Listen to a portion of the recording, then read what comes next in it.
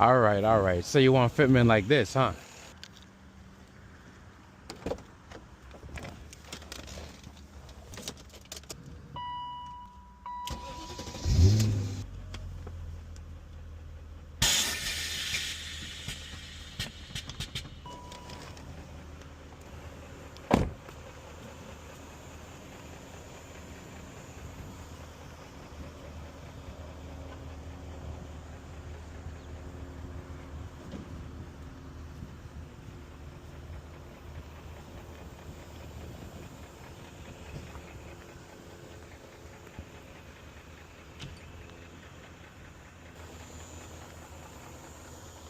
All right. So you want fitment like this, huh? Let me show you guys exactly what it's gonna take to get your car looking like this if you got an E39.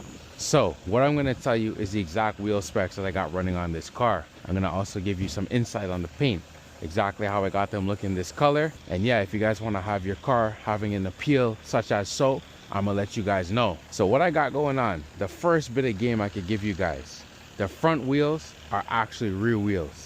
So what I did was I sourced another set of Style 66s. The rear wheels are 9 inches wide by default from factory, okay? The front wheels are 8 inches wide. What I ended up doing was I sourced another set and I used the rear wheels from that set and I put them on my car for the fronts. My brother's E36 actually has the front wheels all around his car squared. So he's got the 8-inch wheels in width on his car. But going back to this car in specific, we've got 255s, 40, 17s all around, right?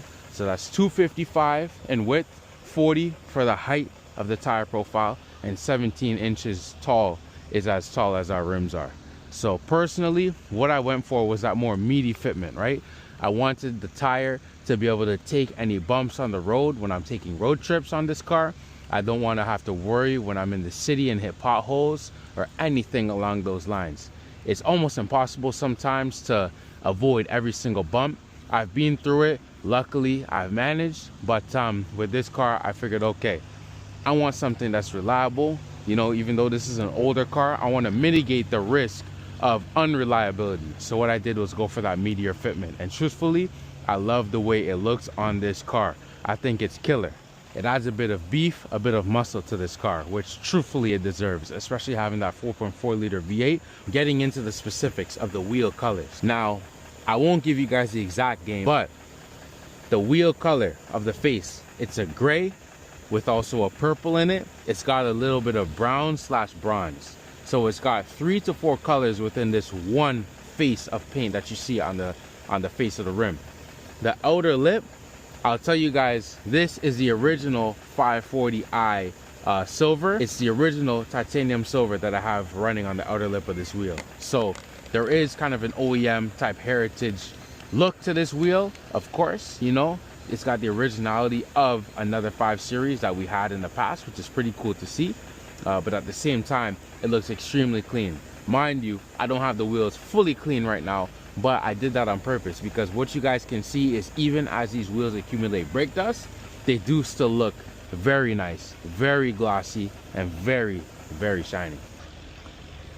You can see on my rear wheels too.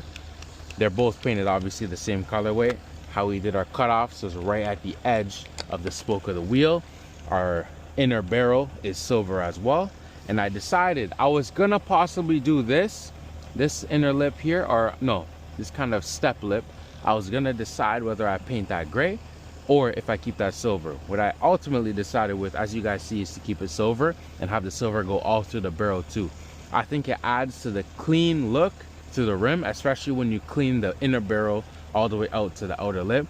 I think it really makes the lip stand out and it makes the car really look showtime finished. So definitely a good move. Plus, at the end of the day, I think it helps the rim look a bit taller. So what I'm gonna do, I'm gonna show you guys the front angle here, and this is what the car brought down. This is my sit height, I like to call it. So when I'm parked, this is what I could put the car at, and it's good to, you know, have a meaty kind of track setup type of look in a way to speak, but it's not slammed to the ground yet. If you guys didn't know, this car is equipped with a full Airride system. I got Airride 3P as my management system on here. I've got max load airbags on this car. So this car could drop straight to the ground and it could raise right up so I can get in my driveway, which is perfect. It's exactly what I need. And realistically, I could drive this car anywhere, you know, and it doesn't give me problems in regards to suspension, for getting into driveways and places. It's nice when you have a good car, a car you admire, or a car that you're proud of, whatever way you want to put it, you want to be able to drive it to places and certain destinations. So, you know, that's very important to me, being able to take this car pretty well anywhere, because it can get there, you know, or simply put, it can make it in the driveway. So what I'm going to show you guys right now is the car moving in motion with the Airride. So you can see exactly how the fitment is when it's slammed, when it's brought up, and the whole works. So we're going to do the fronts first. Now we're going to do the rears. Okay, so you guys can see the car is literally pretty well on the ground. You could call it as tucked as it can get. I'm going to show you guys as best as I can with these glasses exactly how the fitment is looking, right? The car, the wheels, I mean, are right in the fender wells, right? Or I guess a quarter panel well for the rear. And then the front, you guys can see, literally just sunk in. Flush, perfect, realistically, almost no space in between. And the only thing it's touching is the fender liner as it sits, but that's no problem. We've got it riveted nicely in there. The fender liner is not going anywhere. This way you guys can have kind of a clear view as well, how it looks on the shady side of the car, right? That's why I love black, man. Black just looks ever so menacing. It doesn't really matter whether it's in the sun or in the shade. Color looks wicked. It looks very clean. I did actually give this car a full buff, right? There's some panels on the car that we repainted, but if you guys can't tell, that's the best compliment I'll take, man. Looks good. So the next thing we're gonna do is we're gonna air up the car. Let me see if I can air it up, maybe for a different angle, or maybe from a different angle for you guys. So what I'll do is my preset high height. So this is what I use to, this is the height that I utilize to get into driveways. And I'll show you guys exactly how the wheels fit at this height too. This height might actually emulate a little bit more so of a stock ride height. I'd say more so for an M Sport 540 or, you know, 5 Series in general, M5, right?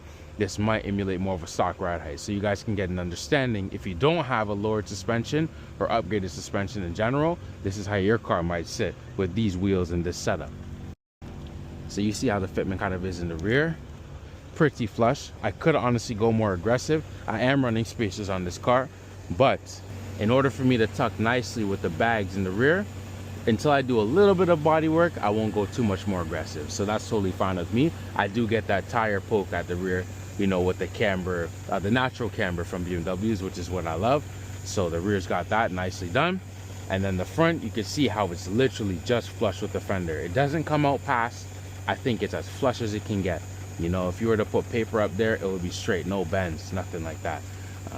So yeah, that's exactly what I look for. And you guys, if you look from the top down, you can see exactly what I mean. It is literally flush. All you see is those little, I don't know what to call it. I'm gonna call it those rubber twigs coming out from the sidewall of the tire. That's all that you see when you look from the top down of the fender. So hey man, that's like, it doesn't get better than that for me, man. It doesn't get better than that. So like I said, if you guys made it this far in the video, congratulations, because you guys are getting some game that the guys that didn't stay this long aren't getting. There are spacers on this car. You do need spacers in order to run the rear wheels in the front, or else your rim is gonna touch the strut. Not good business. And on top of that, if your rim's gonna touch the strut, then yeah, your tires are doomed for sure.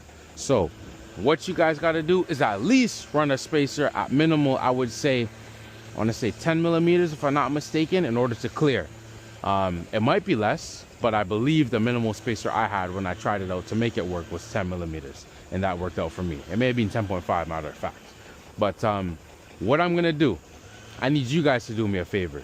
If you guys enjoyed this video, and if I'm putting you on some real car game, right? If you're looking to put these wheels on your car or wondering how they might fit, how they might look, drop a like on this video, share it with your friends, subscribe to the channel.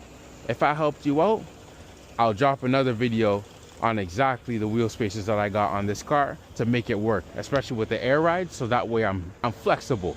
No matter how or what height that I ride this car at, I don't rub at all, period, right?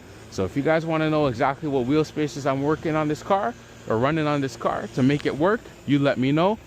leave a like on this video, comment down below, share and subscribe, okay? And I will provide. So you guys know what time it is, man. You see it on the plate, the clock is ticking when you're tuning in here with Jordan, man. I'm out of here. Later.